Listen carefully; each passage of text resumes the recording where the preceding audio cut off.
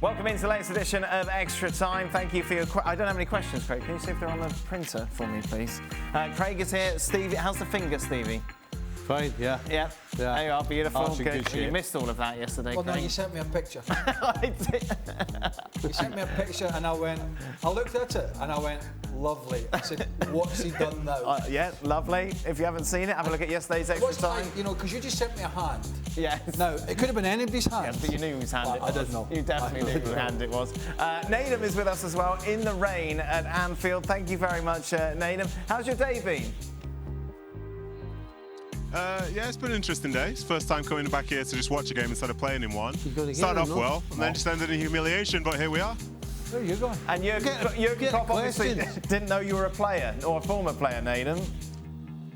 Yeah, I don't blame him as well, to be honest. After the 16 years, there's not much to show for it, but still, you know, I still got a chance to interview him. It was a very interesting moment, being second in line to interview him and seeing he wasn't necessarily in the best of moods. Yes. And this is my first time interviewing him. I thought, okay, let me just take this one. And then before you know it, yeah, I was getting humiliated, but such is life. We move on. I remember Bertie Vogts doing that with Charlie Nicholas. Oh, really? When Bertie was getting hammered as a Scotland coach, Charlie was working for Sky Sports at the time and was pummelling him on a continual basis. And Bertie Vogts went, I've no idea who this man Charlie Nicholas is. Who is he? He then proceeded the next week to come out and read a roll call of all Charlie's accolades and achievements. Right. And Charlie went, that's amazing. A week ago he never knew who I was. Now he knows every bit about my career. Wow. There you go. There's paranoia for you. Yes, indeed.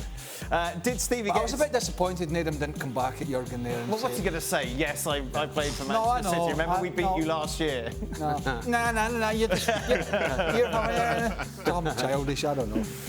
Did Stevie get his finger sorted? A lot of people have asked this question, Yes. Stevie. I think we've addressed that. It's not sorted. I bet you wish you were here yesterday. No, it's still got an infection. I tell you what, you've had a lot going on recently, haven't you? I'll tell you what. I won't bring it all up. Trust me.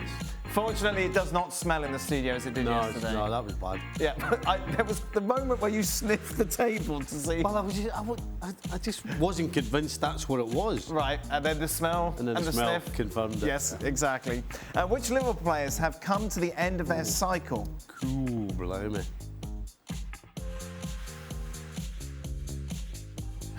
Henderson? Milner? Well, if we're talking, I mean, you'd have to. Well, the fact that Henderson never plays 90 minutes anymore has to tell you something, right? So you'd have to say that Milner, obviously, the Ox. Yes. I mean, sorry. Nunez. You kind of have to think Gomez. Right. What about Keita? But then if you let Gomez go, Matip can't play 2 games in a trot either, and Van Dijk's injured. Who are you disappointed with today, Nedum, from a Liverpool perspective? Gosh. To be honest, I don't know who I was that impressed with overall, to be honest. I think, obviously, Nunez scored the goal, and he was the high-energy player that they had, but overall, there were a lot of just very average performances from a lot of them, so... Nedum. I don't know, it really wasn't that impressive showing at all, yes.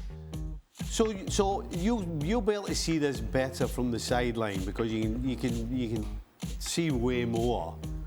You know, Craig and I are talking about Thiago, and yes, we all agree how fantastic he is on the ball. Is it as bad when you see people just brushing him aside and walking past them? Is it as bad when you're there as it is on the TV?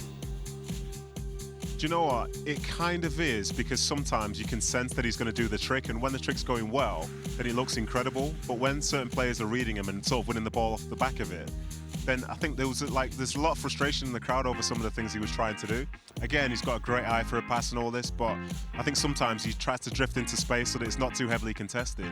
And when he does try and break it with something, it just doesn't, it wasn't high energy. Today, it wasn't anything that looked impressive at all when it worked out. And then you saw from that first goal, you know, he basically gave the ball away 30 yards out from his own goal and trying to beat a man. So sometimes it doesn't work. And I think people are sort of figuring that out, both on the field and unfortunately in the stands room as well. Craig, what was the lowest division opponent you played in an FA Cup tie? Do you remember? I believe it was Barnet in 1994. And what level were they? They were in the Football League, but they were at the time sitting 92nd. Wow. Which so they were is bottom of the Football League. bottom of what we would then call the 4th Division. Yeah. League, or whatever it was, I can't remember. League 2 now. League 2 now, and we'd have called it the 4th then. And Barnet were the worst team at that time in the league, and we had to take them to, and it took us a replay. Oh, wow. Yeah. We drew in the first game, and they should have beaten us. Oh, you were playing away for the first game? No, we're playing at home. Oh. We played at home because Barnet's ground. It was an away game. Right. Which is strange. Yes. It was an away game at home. Yeah, because they couldn't. Fulfil the fixture because of some problems at the ground. So we played at our place, and Dimitri Karin made save after save after save because we just thought we'd turn up and it's Barnet, they're hopeless. They almost beat us. We beat them 4-1, I think, in the replay and went all the way to the cup final that year. Oh, there you go. But I don't think we played anybody in my time. We played Millwall when Casey was there. Right. They were either in the Championship or the 2nd Division. But I don't think we played anybody that wasn't in the Football League. Right. What about you, Nedum? Yeah, I think it was either Scunthorpe or Yeovil, but I think they would have been sort of lower end of League One. But again, they were tough games because they were both away from home. Pitch was a mess, crowd were right into it. But interestingly as well, Dan, I think I scored in one of those games. How about that for a rarity? Take that, Jurgen. Yeah. Yeah. Yeah, you remember me, Jurgen. FA Cup icon. But I tell you what, though, when you went to some of these grounds, right, it was, great atmospheres, right? But you go, the bus comes in and it's busy and it's a big day for them, obviously. And it is, and you heard some of the Wrexham players talking before and after about it, that they want Premier League teams. But this is generally, potentially, the only time these guys might get to play against Premier League players. Sure. And they're having it. This is their cup final, basically. Right, they're in the you can hear it, and you can hear the dressing room, the music, they're all the studs, everything. There's going to be a fight. Always tiny. You know when you go back to your old school, yes, and you see how tiny everything is. Yes. When you go to all these old places, everything's tiny. Right. The dressing room's tiny, the toilets are tiny, everything's tiny. You're ducking in to get in the stadium. It's unbelievable. So York, was York being young? I remember us talking about York before. Aye, we played York in the... Were they non-league at that stage? No, I think they were top of the 3rd Division. Right. We were European champions. Okay.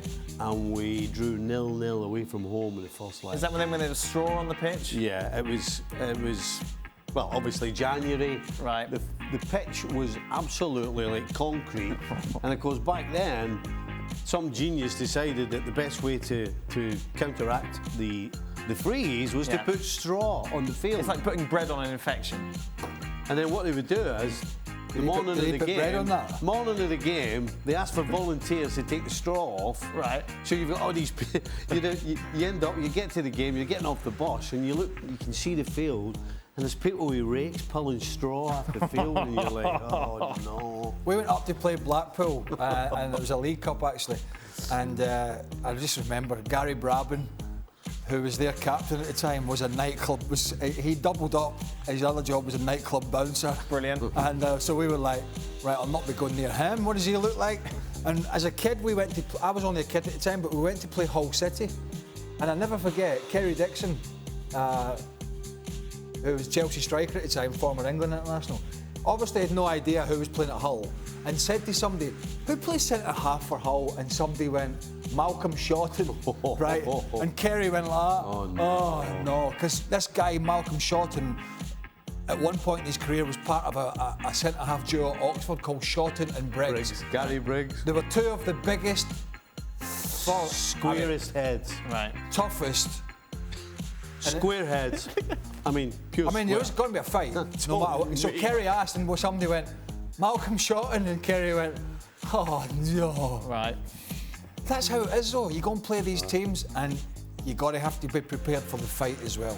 For Nedum, have City gone off the boil? There seems to be a lack of motivation, whereas in recent seasons they wanted to bury the opposition by multiple goals. No, I don't think so. I think that's obviously recency bias based on that last Chelsea game, but I think for the first third of the season, they were scoring 3 goals at home on average, you know what I mean, for whoever they were playing against. So I don't think it was that bad. I just think at this moment in time, they've got someone who they can be compared to who's doing far better, which is Arsenal at this moment in time. But for City, you know, they're 5 points behind. They're not really at their best yet, but they know that there's potential for them to maybe go on a run like we have seen in years gone by. So no, I don't think they're off the ball. I don't think they need to score 5-6 goals. I think for them, they just know they have to win games, and winning 4 out of the last 5 Premier League titles suggests they know how to do that. What's the percentage chance of Messi, Neymar and Mbappe still playing at PSG at the start of next season, Stevie?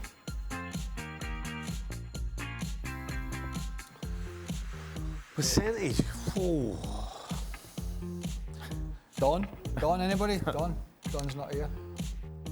I mean, that's a tough one because, if Messi wins the Champions League, he might decide he wants to just have an easy life. Okay. And go to MLS. You don't have to give us a long answer. It's been quite a long show. Well, and Mbappe might just decide to throw his toys at the pram and decide to leave. Right. You also don't have to give us a serious answer. Just throw a percentage out there and we'll move on. 33.3%. Okay, thank you Can very I ask much. a question? Why did you squeeze the finger yesterday? Here. Oh. You didn't? No, I didn't even know I did it. I didn't even know it went. I was sitting here. You knew it was infected though, didn't you? Aye, but I was sitting here doing this. Right. What colour was it? So I'm sat here, right? Right, final question. And We've Alex run out of time, sat Stevie. there, and I'm Do you looking think at Darwin Ali and I'm Nunez going- silenced his I'm going- critics today? I'm going, what's that smell? And Stevie, he's doing this, and I had no idea what he was doing. But, do you think Darwin Nunez silenced his critics today? oh, no chance. No chance. No? You can't wait for him to miss another chance so he can come to me and go, and Darwin Nunez is coming. Oh, I'm the critic, am I? Oh, you can't wait to get after him. Wow, You Stevie. should have seen your face today, arguing away. Well, Tell you what. you were Hey, making you a don't false argue like argument. that unless you think you're correct. You ain't arguing away the way you were unless you think you're right. I think his misses are a contributing factor to Liverpool struggling. That's it. That's I've what I noticed said. that with you recently. What's See, that? Your anti-Liverpool ways. Yeah, that's it. And he's picked up on it. Yeah. That's it. You hate. Why do you hate I Liverpool? just hate everyone. That's it. That's it. Apart from Nate. Nedum, are you with us for the City game tomorrow? I'm not, no, unfortunately. But you do hate Liverpool, and you need to stop that, Dan. You're a terrible guy. I know. I need someone. I just hate everything. Ronaldo, You hate Liverpool, Nunez. Nunez, Gakpo. Gakpo. I mean, Damn that Gakpo. he blamed you for Gakpo, even though he did say, where's he going to fit in? That is it. Thank you very much, Nathan. Thanks to Craig and to Stevie. We'll be back tomorrow. Kay will be back here for tomorrow's show to reflect. Yeah, on you're not. To replace you. Just shut too much bias. Too much bias. You telling yourself to shut up. Yeah. Well, thank you very much for watching ESPN on YouTube. For more sports highlights and analysis, be sure to download the ESPN app. And for live streaming, premium content, and let's not forget as well, ESPN FC 7 days a week. Subscribe to ESPN Plus.